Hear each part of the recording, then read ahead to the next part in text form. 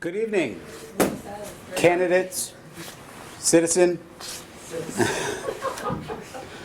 How are you this evening? My name is Nathan Boudreau, and I have the honor and privilege of both serving as the town administrator in Hubbardston and moderating this wonderful event this evening.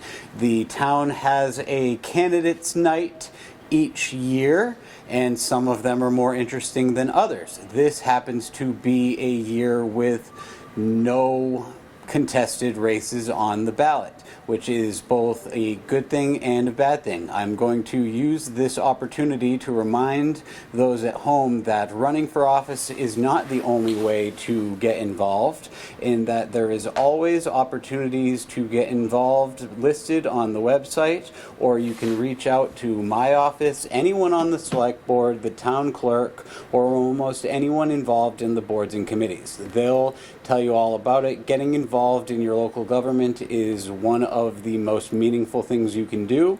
The small things have a larger impact on your daily life than the federal and state government do any day, and it is an honor to get involved. I ask that you all do. With that, I will once again welcome you to the Candidates Night. We will allow the candidates up to 2 minutes, even though I feel like it may not take that long, to introduce themselves, let the crowd and those viewing at home know what they're running for, and just a little bit about why. You can have up to 2 minutes. I might even give you a little longer than that if you wanted. So we will start with Hunter. Hello, Hunter Young, running for the Finance Committee. Why I chose to run for the Finance Committee because it seemed interesting, dealing with numbers and figuring out how to budget and physically work to make sure we can have a better future for Hubbardston. And that's basically it. Thank you very much. You make me so proud. All right, up next, candidate for select board, Peter Walker. Good evening. Good evening. Peter Walker, incumbent, running for select board, unopposed. A little about myself. That's all I got? No, just kidding. So I did a stint in the Navy after high school, got out of the Navy, putted around for a while, and then I did a 20-year stint in the Department of Corrections, retired as a captain. My wife and I moved from Fitchburg to Hubbardston in 2018.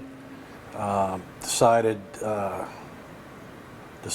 wanted to get involved with the town because I had a little too much time on my hands after retirement, and started out on the Cultural Council, and then went to the Economic Development Committee. Did a stint there, and then I did a stint on the Finance Committee. And I said, well, it's time to run for the Select Board, and I ran for the Select Board, and I think I was unopposed then also. So I'm running again. I don't like spending money, as in tax money, and that's why I ran.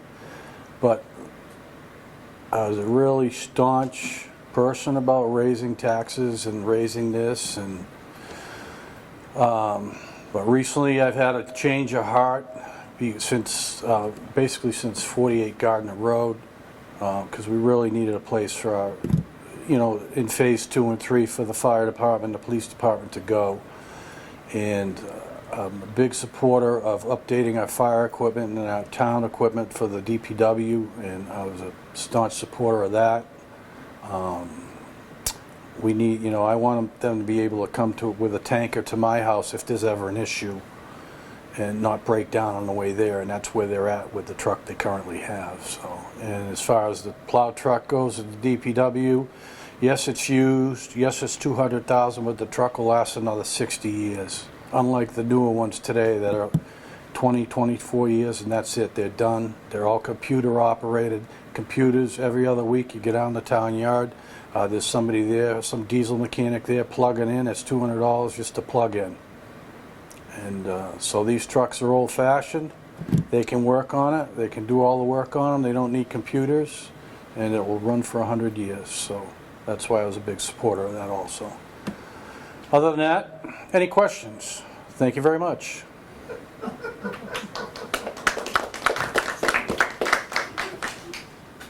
Candidate for moderator, Renee Lafayette.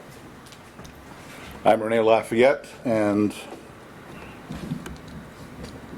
I am a candidate for re-election as moderator. I'm going to be in my third term as moderator. I enjoy it. The town meeting, special town meeting, is the heart and soul, if you will, of any town in New England. And I like to think that town meetings are a great reflection on the community. I think that the way that they are run in Hubbardston, it's fair, it's respectful. There are clearly understood procedures, and the job of government, the job of the town gets done. And it gets done with no bloodshed and with great civility, I'd like to think. And that's it. So I view this as an honor to serve you, and I hope to do so again. Thank you.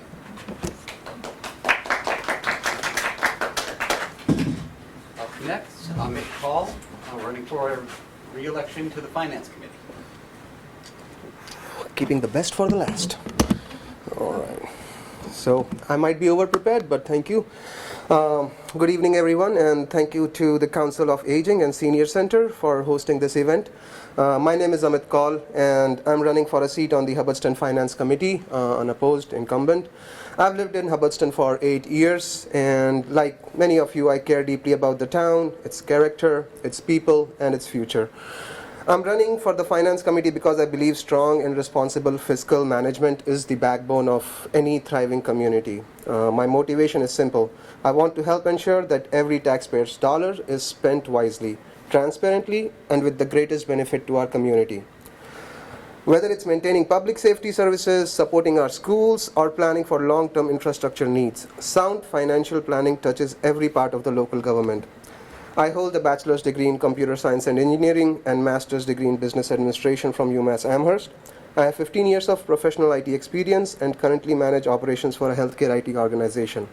My work requires me to manage budgets, special projects, optimize systems, and deliver results, the skills that I believe are directly applicable to the role of the Finance Committee. I understand budgets, I can ask tough questions, and I believe in making decisions based on data and community input, not on politics. Qualifications aside, what truly matters is the listening. If elected, I promise to bring a thoughtful, collaborative approach to the committee. I want to work with other members, town officials, and most importantly, residents or resident, to understand their needs, to make sure our priorities reflect what the people of Hubbardston truly want. So, why am I running? Firstly, I believe in giving back. Being a recent citizen, I wanted to give back to the country and to the town for all its support through the years and for accepting me into the community. Second, I'm passionate about using my skills in data analysis and operations to help the town make informed, balanced, and financial decisions. If elected, my goals would be to ensure town's budget is transparent, accountable, and aligned with community priorities, to help plan for long-term, not just for today's needs, but for the next generation, plan with long-term vision and not just year-to-year fixes, ensuring we maintain the budget without sacrificing core services, basically balancing our needs with our wants. And lastly, to bring a thoughtful, data-driven perspective to financial discussions, grounded in both experience and collaboration. This is not about cutting or spending more. It's about investing wisely with a steady hand and a clear eye on both today and tomorrow. I'll be honored to earn your trust and your vote. I'm happy to answer any questions you may have. Thank you. Thank you. Was it really good? You made us all look good. Thank you. Thank you. All right, that was the formal part of the program. So for now, we're going to turn off this mic because I don't think anyone sitting up here needs it. And I will join everybody over here. We will open it up for questions, and I will start. We'll start with Amit. What would you say is the number one issue facing the town of Hubbardston today? In my personal opinion, it's a known fact that we are always, as I remember him saying, robbing Peter to pay Paul. So He's paid. we are robbing Peter to pay Paul. So financially, we are not able to make our ends meet. What I want to discuss is not only how we can decide cut budgets, but how we can generate more revenue. That's, in my personal opinion, is the one of the biggest challenges that we face, that we do not have enough revenue to support our needs or our expenditures, so to speak. Mr. Moderator? I think building off of that, it's a balance. You want to be able to expand the tax base. Well, you're going to do that in limited ways, right? Or you have limited options to do it. You're going to get new business in. I don't see us embracing a multiplex approach to get new business in. I think one of the charms of Hubbardston is its character, is the rural character of the community, the pace of daily life. So, what do we do? Do we raise taxes? Do we? What are some of the other options? It's difficult. I think the biggest challenge is, and will be moving forward, is education, and that budget. We all know what happens to that budget on an annual basis. It may require thinking outside of the box. We'll see. I don't want to tip my hand too much, because I want to maintain that unbiased, neutral perspective as moderator. But I think that the good, the beneficial things, the things that make us want to live here, that's the important stuff. Of course, at what price? But anyhow, we'll see. Thank you. Mr. Walker? So I'll go off of both of them. And everyone, one of the biggest issues that I see in town are obviously infrastructure, lack thereof. And you're not going to draw commercial businesses without that type of it. Not that we're going to put sewer and water in, because we can't afford that. But just services for the people that live in town, and people that would like to see some return on their taxes that they pay. I was involved with the Rutland Regional Dispatch, and I brought this to Nate. I always complained that we didn't really have a seat at the table, and since then things have happened. We got things rolling, and now we're going to a regional dispatch between the 5 towns, where each town has a place on the board, on the committee. I think that's a positive. Trash removal was another thing for me. I mean, I know what I pay through the company that comes and picks my trash up, and another company that's half the amount. So we're trying to do a regional trash pickup with Princeton and ourselves. I think, what other town? In Rutland. Rutland, Princeton, and Hubbardston. And I don't think the paperwork's gone out yet for bid. On the 17th. The 17th of this month? Okay, so I didn't know that. So we're looking to get a better price for the homeowner for trash pickup. So I've had my hands in that also. Like I mentioned before in my initial speech, the town's equipment, the town buildings, the fire station, the main fire station is in shambles.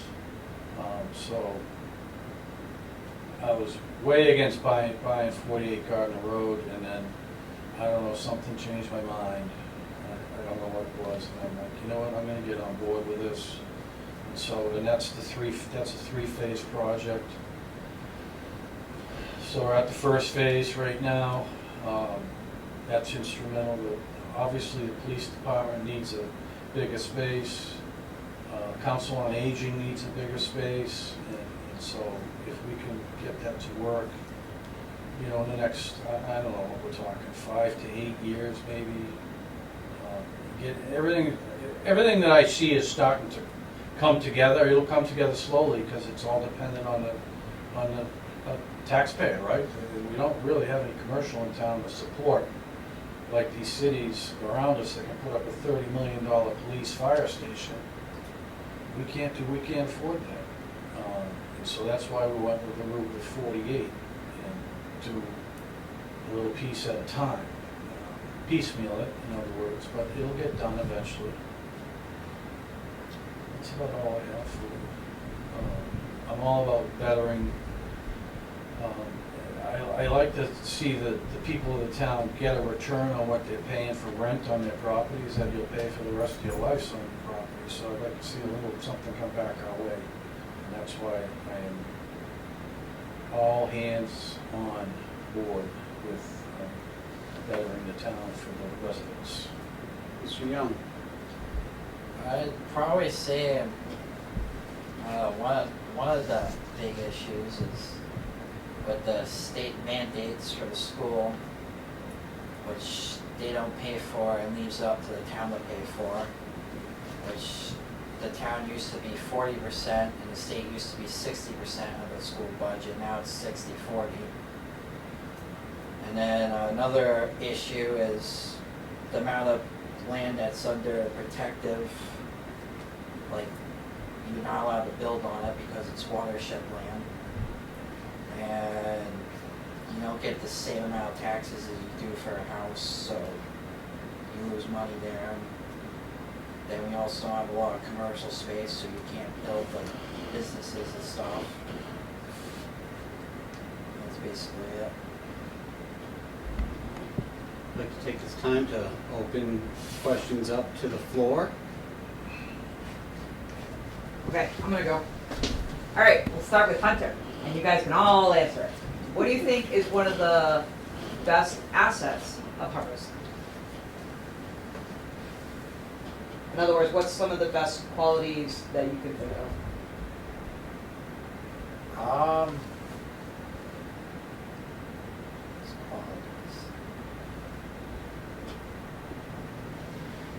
You seem to like our facilities. You want to start from here? Yeah, sorry. You want me to start at the other end? Actually, no. Okay, let's start at Amit. We'll work our way down there. Amit, can you start, please? Sure. Personally, I believe that rec field is a very big asset.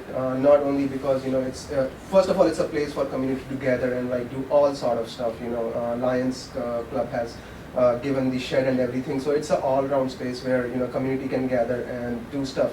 Again, and that's just the assets in the sense of like what truly adds value. Financially, I think 48 Gardner Road is going to be a good asset for us as well. Again, that's in financial terms and not as such. Other than that, I think the biggest assets are the people themselves. That's pretty much it. I'll pass on to you. Thank you. I think it's reflective of a slower pace. It's restful. It's peaceful. I think the open space is a big draw. I think, as I mentioned initially, that rural lifestyle that is in stark contrast to living in a larger town, certainly any city, and it's peaceful, and you get used to the occasional gunshot. So it's fine. It's fine. Or the bombardiers flying. Exactly. Yes.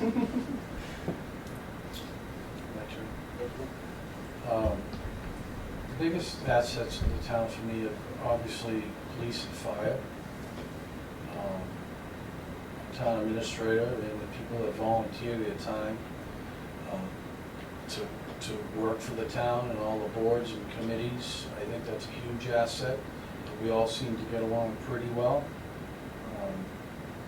We're moving forward in ways that this town has been idle at for the last 25 to 35 years. I mean, they know you know, they've known they've needed a fire station for many, many, many years. And it's just like, they never, you know, I think they tried it a while back with that other lot they have up the street there, and it just didn't work out. So, I think everything we've done up to this point is a huge asset. And obviously, Council on Aging in town, they're a huge asset for the town. I've been starting to use this facility more and more because I'm at that age now where I'm gotta go on Medicare and everything else that retired people do, so I'll be spending more time here. And just the people that live in the town. I moved here because it's a small town. I like small towns. Taxes were cheap when I moved in. Not so much anymore, but it is what it is. It's life. Everything's more expensive now, so I love it here. That's it. I'd say a big asset for the town is the hiking trails. Because who would want to be walking around a city when you could be walking around in a rural town, seeing the scenery around you that's untouched by man? That's basically it. You are the biggest asset. Now, all right, any questions? Go ahead. At town meeting, you mentioned that the meeting house was mentioned a year ago. I never heard of it, first of all. And I'm wondering why the town offices weren't considered to be moved there, and so that the fire and police could be in 48 Gardner sooner. I think you would be better off to answer that, because this is more I'm so. I'm not a candidate for No, it. I don't know if that's a candidate question. Can you repeat your question, if you don't mind, please? The town meeting house, Nathan said at the town meeting, this past town meeting, that it was mentioned over a year ago. I attended meetings, I don't remember it being It mentioned. was. Not a year. Yeah, not a We're year. probably, Like I'll a go couple back and months watch ago. the recording. It was not a year. I think 6 months ago. Candidates, I apologize. Mr. Kangas brought the discussion to my attention approximately 8 months ago. Then shortly thereafter, we received a letter in the mail talking about different opportunities with the parish's legal counsel.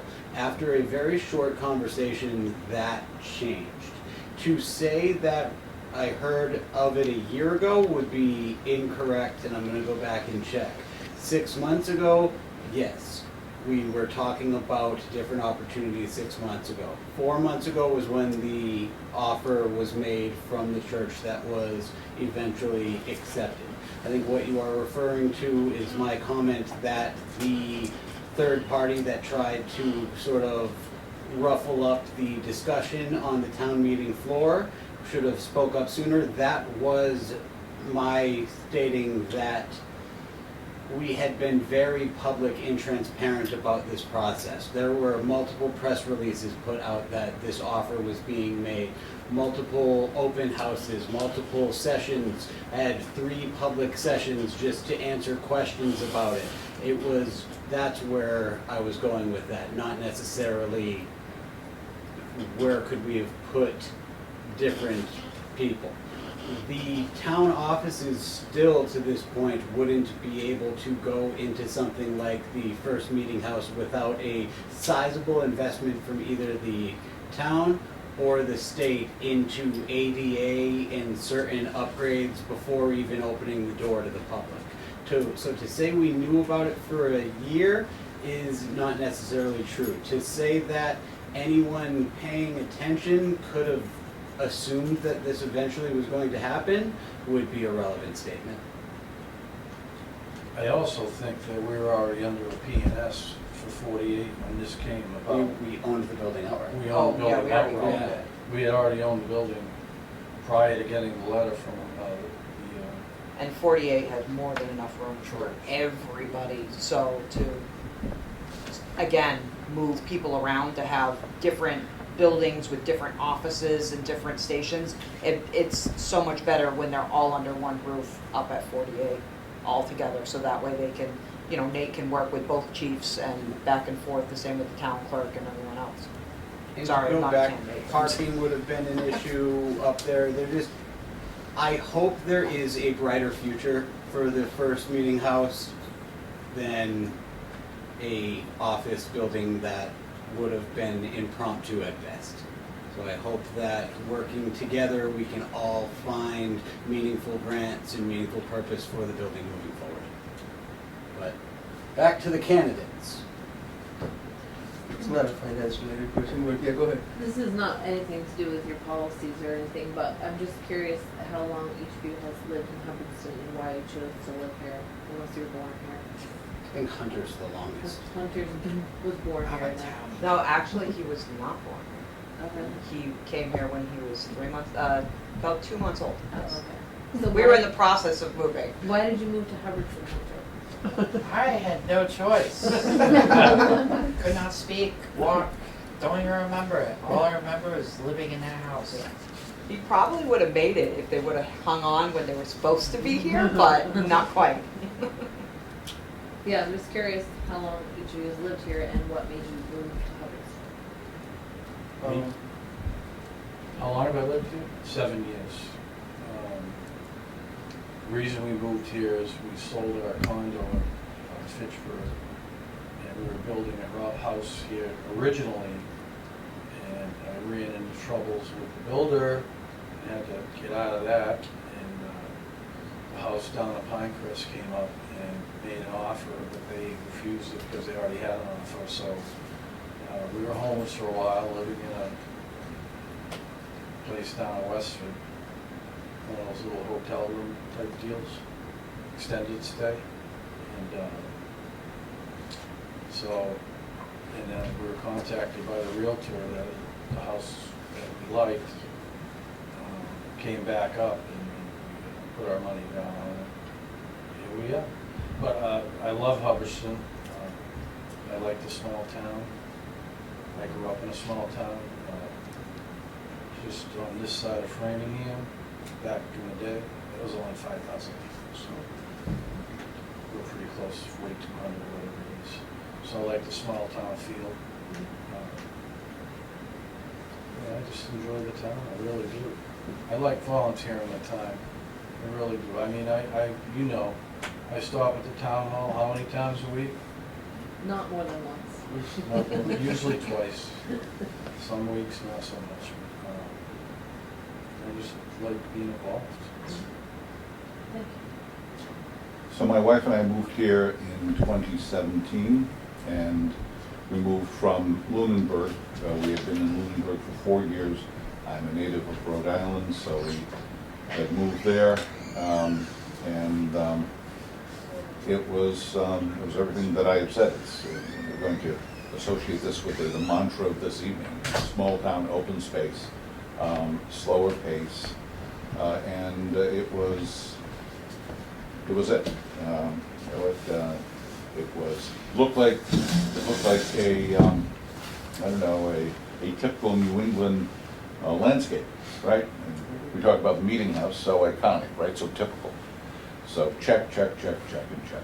I think they're the natural resources. There's natural beauty here that we all appreciate as well. 2018 as well. Moved from Ashby. Was living with my father and mom together.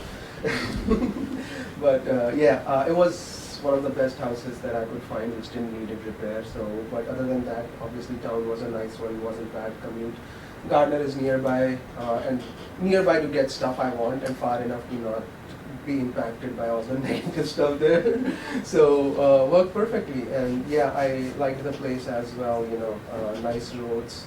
Driving onto the Ragged Hill itself was quite a good feeling at that time. So taxes were decent back then as well, as you mentioned, quite decent. So all those factors, collectively moved here. And you have the best neighbor ever. Ever. Ever. Couldn't ask for more. I owe you a lot still. I always think I gotta give some gift cards. So, with what I was saying earlier about involvement being down, not just in Hubbardston, but all over the nation, what got you involved? What keeps you involved? So first of all, again, giving back, as I said in my speech, I always felt like this nation, this community, this town accepted me, so I wanted to give back, the time and understand people's needs. So that was the reason I got involved to begin with. Additionally, it was a little bit for me as well, interacting with people gives you a social life, it builds your own skills as well. To a deal there, but yeah, giving back to the community was primary reason. The people, right?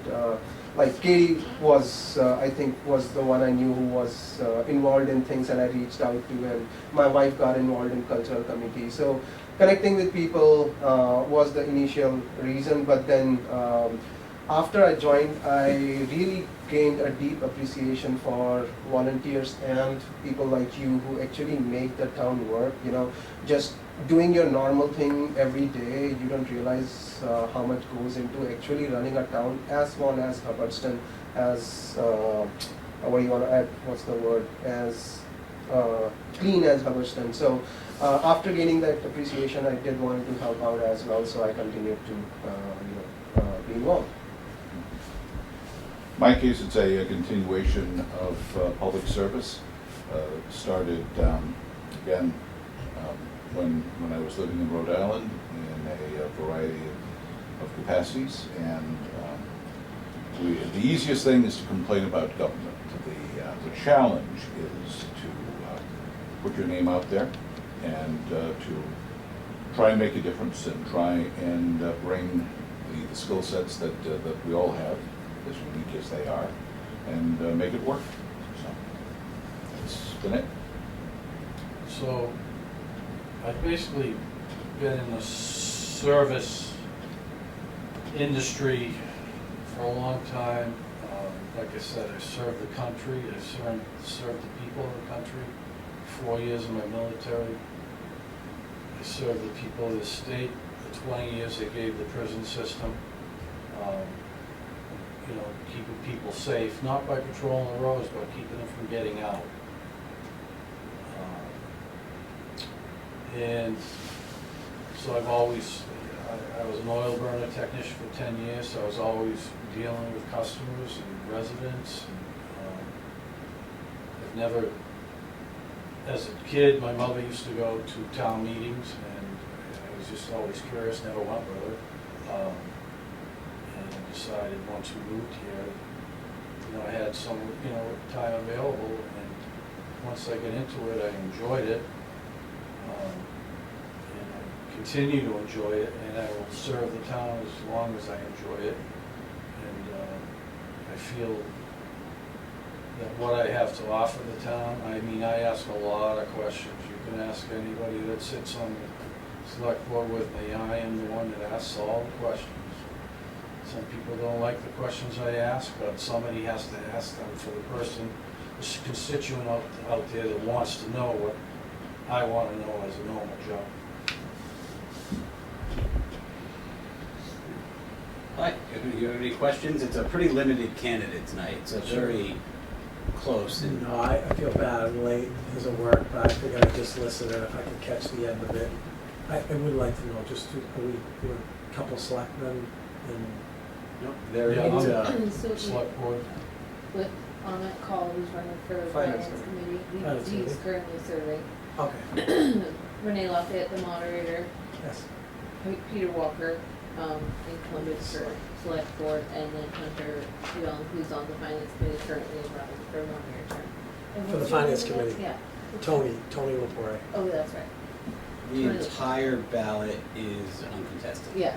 Yeah. And that I was actually going to, before we talked about this, take an opportunity to thank our town clerk, Melody Green, for throwing and hosting this event in partnership with the senior center and the town, and pass it over to her to go over some opportunities that you have to either be a write-in candidate or take a seat appointed by the select board post-election. Mel? So we do have a bunch of open seats on the election, on the ballot. The Board of Parks Commissioners, Board of Health, Cemetery Commission, Planning Board. So if there are 2 people who've reached out, 3 people who've reached out saying, excuse me, they're interested in running a write-in campaign, which is basically up to them to put the word out for themselves. And in any seat that's available, there is a space to write in somebody. So if you don't like the candidate or whatever, you can write somebody in, and at the end of the night, we write those all down. And somebody could win a seat even though they're not on the ballot. So if anyone has questions about that, they can email townclerk@hubbardstonma.gov or stop by the office. There's also 3 debt exclusion questions on the ballot. So I don't know if people want to take time to ask our town administrator any questions about those. But they did all pass at town meeting for an used fire truck. A new fire truck, a used plow truck, and a new brush mower. Yeah. So they all passed at town meeting, but they do also have to get voted yes on the ballot. And the election is Tuesday the 17th, So a week from tomorrow. Yeah. And I'd like to just piggyback on what Mel was saying about write-ins by noting that you do not have to accept the position if you were written in, so don't be concerned about your friends and family writing you in and you being forced into a life of civic service. So, Is there a certain number of write-ins that the person needs to have? how many No, so- write-ins Can't did be you get one. last year? Yeah, there can't be one. Really? I think It's 13? no, 21, oh, something yeah. like that. What time you got? You have to get at least one. So someone did win last year by being written in one time. Because no one, yeah. And then I reach out to them and say, you were written in, you won the seat, are you interested in serving? And they can say yes or no. And then we proceed from there. And if the person who, say you won 5 votes, and then you didn't want the position, then the next person won 4 votes, it doesn't go to the next person. Oh, it doesn't. It's a failure to elect. And then the select board has to appoint somebody. Mickey Mouse and Homer Simpson turned down a lot of seats countrywide. Oh, sure. I would advise Like- not to do that because it takes a lot of the election workers' time to count all the Batmans and whatever. And Donald Trump cannot run for office because he doesn't live in town. So there'll be a bunch of people writing in Donald Trump or whatever, but he's not a resident of this town. And just keep in mind, these nice workers that sit there and count all these are stuck counting all these. So if you write in nonsense, it does take a lot of time, effort, energy by them, but also we pay them. So keep that in mind. You're kind of burning your own money at that point, you know? And if at any point you're interested in being on a board, even if it's not, excuse me, I didn't come prepared with the speech. Even if it's not an elected board, there's ways to volunteer. There's a form online, and we will soon have a new form up that you can, where you can come speak to the town clerk, and it's just a simple application, really. Why you're interested, what qualifications you might have, and then that goes before the select board. So we do need a lot of people. There's a lot of empty seats on almost every board. I don't think that's unique to us, though. It is No. not. I think virtually every community has that, Yeah. regrettably true. What's the commitment? Is it different for every position? It's different, I'm sure, and yeah, it's most boards have 3-year terms, but you can resign or join as you choose. What about weekly, monthly? So every board is different. Finance committee probably meets like once a month, but it's more like seasonal for them. Is there a specific one you're interested Yeah, in? what board are you in? No, I'm just asking. Yeah. I didn't come because of that. Because like reason. board of health and Yeah. select board meet every 2 weeks. So that has planning most board of and it. select board are the most kind of time commitment, with select board being the most, second by the planning board, and then the planning board chair kind of has an even more advanced role, time commitment wise, on top of that. Other than that, it's, I'd say, a quarterly commitment for most boards, sometimes monthly. A couple of the boards have fashions where, it's like on the ZBA, the zoning board, something needs to come up in Yeah. order for them to meet. So they're technically a safeguard and a policy decision protecting the town from certain things that could happen in certain situations.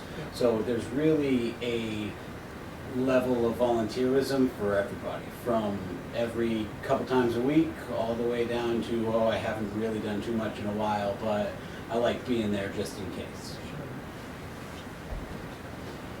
So in the interest of keeping everybody short, I will allow you another time to speak and just kind of reiterate your points as to why you were running, and then if there are no further questions from the audience, we will call Candidates Night 2025 a success and a do. Once again, my name is Amit Kaul, running for Finance Committee. I'm running for Finance Committee as a means to give back to the community and for the residents to have a transparency in where their finances are going, bringing a data-driven approach to it. Rene Lafayette, candidate for re-election as moderator. Something that I enjoy, something that I like to think I do well, and respect everyone in the process. I appreciate your support. Peter Walker, running for re-election on the select board. I like to serve my constituents in the town and whoever else may be interested. I like to give back to the town.